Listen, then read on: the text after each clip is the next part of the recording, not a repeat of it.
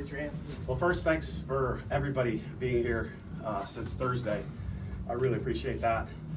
The coverage that you give us tells the normal person, the everyday person, that softball is important.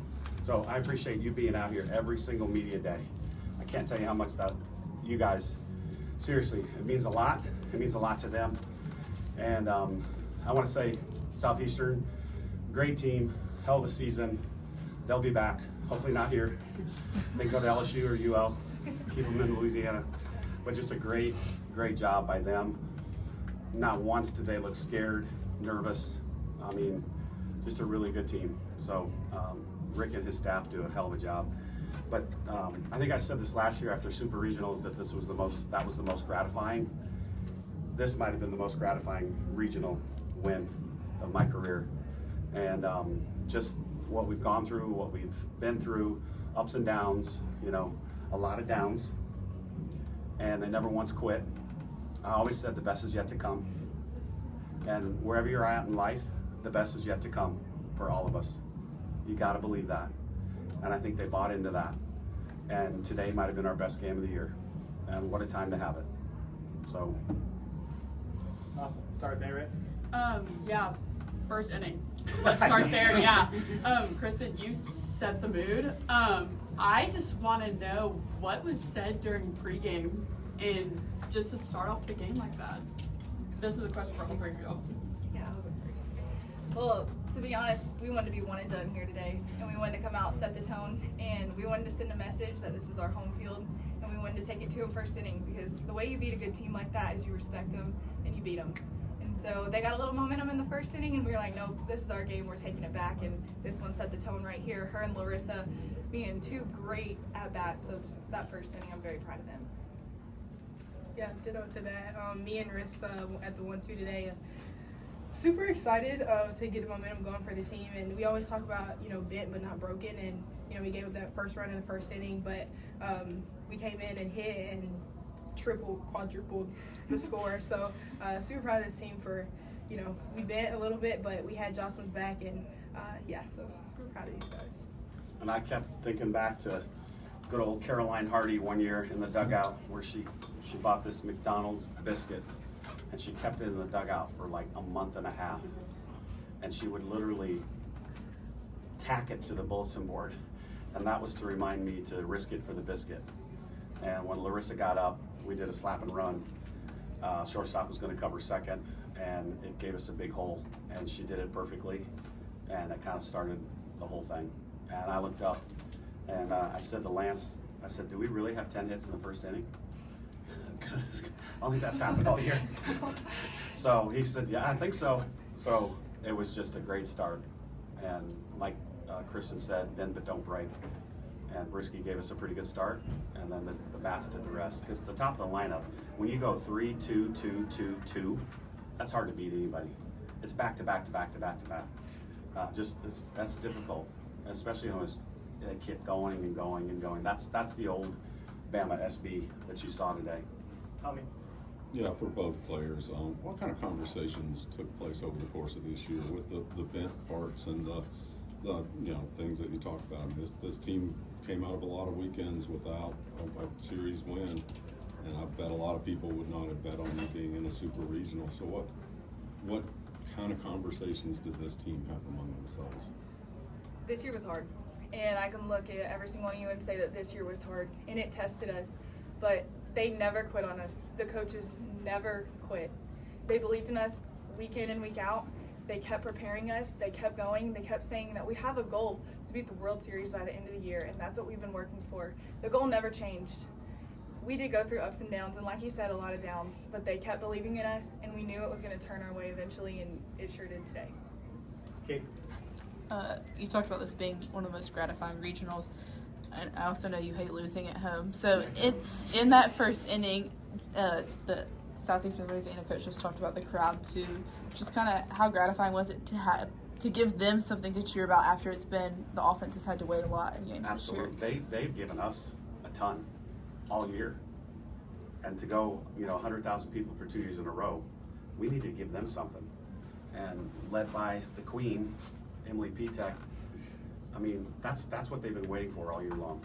And to have it happen in the last game, just awesome to see. And, you know, it's the best crowd in the country. And, you know, when you come to Tuscaloosa, your postseason dreams die. And it has happened again and again and again and again. And it happened again today. Jenna. Coach, you mentioned, the ups and downs. Coming into this regional, you had nobody in the starting lineup batting over 300 or 10 home runs, but you guys, just made it to your 18th Super Regional. Just tell me, how'd you guys do that? How long you got? I did want to say I saw Coach Saban at Mass this morning, and I was like, it's going to be a good day. Like Jenna said, they didn't give up either, though, because they could have too. They could have folded their tents and said, it's not going to be our year, but they kept working. And when a kid keeps working, you keep working, because they're not giving up, and we're not either. And it was a lot of patience. What do you think? A lot of patience. A lot of patience. Because if you really knew me, you would know that I don't have a lot. And maybe this year taught me that. You did very well. So, Sorry, Coach. no, it just took a lot from everybody. And, it's just really gratifying to see it happen in the end. Paige. Coach, throughout this entire season, or this series especially, Jenna and Kristen have always been in the mix when it comes to the huge plays and momentum shifts. Can you just talk about their impact on the field? Oh, it's huge. Jenna is a fifth-year player, the leader of the team, on and off the field, low maintenance, exactly what you want. 2 degrees from Alabama, 4.0, the whole thing. Should have been homecoming queen like Montana. We can get into all kinds of stuff. And then Kristen is the best athlete on the team, the fastest kid on the team, probably the strongest pound for pound. Michelle Diltz, our strength coach, calls her the freakiest athlete she's ever worked with. And that's the product, what you see on the field. We all knew that they could do it, and sometimes you got to talk them into it. And maybe this weekend they fully believed in their abilities. Ariel. Jenna, I know the job is still not done yet, but to be able to have your time here at Rhodes and just kind of reflect on what it's meant to you, this crowd, this place, just, it's, again, job's not done yet, but just this place in general. Yeah, I gotta first give God all the glory, because let me tell you, there have been a lot of ups and downs in my career, but He has been my constant. He has allowed me to keep the faith and to keep pushing, and He's been my strength, so I gotta give Him all the glory first. But let me tell you, the Rhodes House means something to me too, and this place brings the energy. When we're out there doing Alabama before we even start the game, the momentum it changes everything. And so when you're playing a team like Southeastern Louisiana, who rides on momentum, it's important to take the momentum when you can.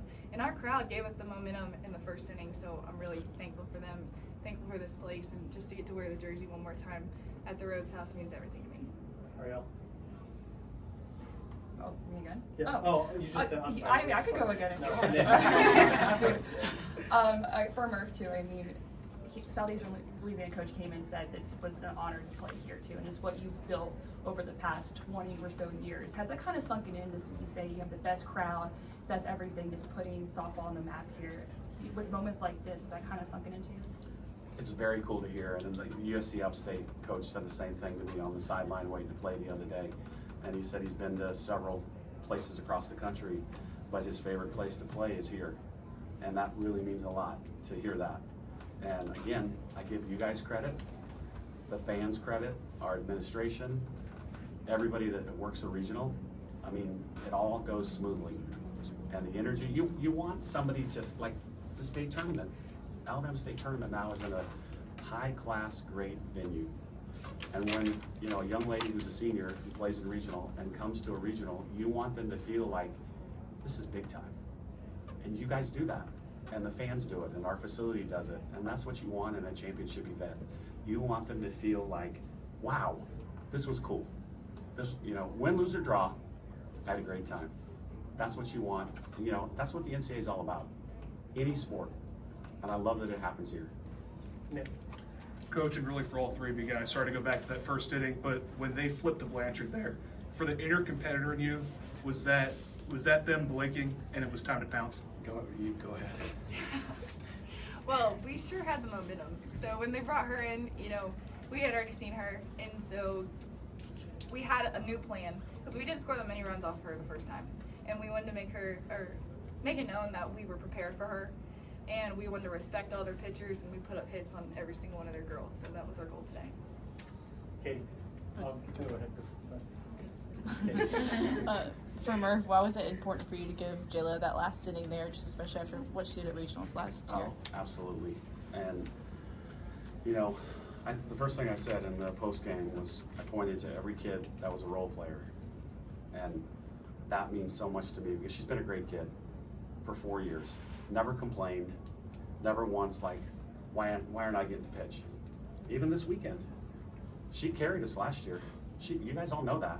She won 3 games for us last year. And just, we all love her. You know, after the game, she got the opponent lineup card, which is like giving somebody the game ball. And they give her a standing ovation for 1 inning.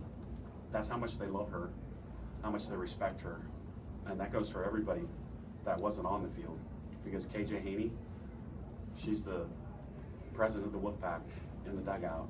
And she earned that win just as much as anybody else that was in the lineup, as did Jayla. And I thought she'd do well against them. And Lance said, you know, it's a good matchup. So she was awesome. Yeah, Patrick, I'm not sure how many people, maybe including you, had Brisky on their bingo card coming into the regional as gonna be the one, you know, put in this position. Can you talk about what she did in both games? And you talked yesterday about the most important thing being a solid start. Yeah. She, I think almost. But also why her? Yeah. I'd say 2 games all year she did not give us a quality start. 2. And what is she now? 9-5, but she's probably been in more games than that. But 2 non-quality starts. She's kept improving. Lance has done a hell of a job with her. She's cool under pressure. Her demeanor is awesome. Nothing gets too high. She doesn't get too low. And we all felt like she could do it. You know, and Beaver threw a ton of pitches yesterday, and against the same team, that's kind of hard. We had her for the next game if we needed her. And so, you know, Brisky, and she had a day off, which is really weird. But, you know, she had a day off, she had Saturday off, and I think she was ready to go. Jayla. Coach, you're able to advance from this regional onto the super regional. What's gonna be the first thing that y'all gotta focus on and address to prepare y'all for whoever y'all face next? Yeah, that's the big question. What time did they play today? 3. Okay, so probably watch that, see who wins it. And then, you know, Jaden Spencer, our director of ops, will, you know, whether we are on the road or if we host, I really hope that I see everybody back here Thursday. Everybody back here Thursday. So see, you know, we played them 3 times last series at home at the end of the year. Tennessee, that is. So we've gone up there 2013 for Super Regional. That was Jackie Trina's junior year after we won the national championship. So we've been up there. So either way, we're looking forward to it. Anyone else?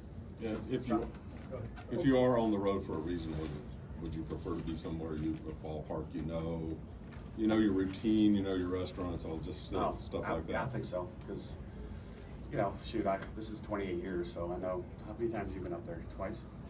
Yeah. So some of the kids haven't played there. Some, you know, the older ones have. But getting around, that's kind of a big deal. You know where you're going. You know the hotel probably. I don't know yet, but familiarity is good. Johnny, close this out.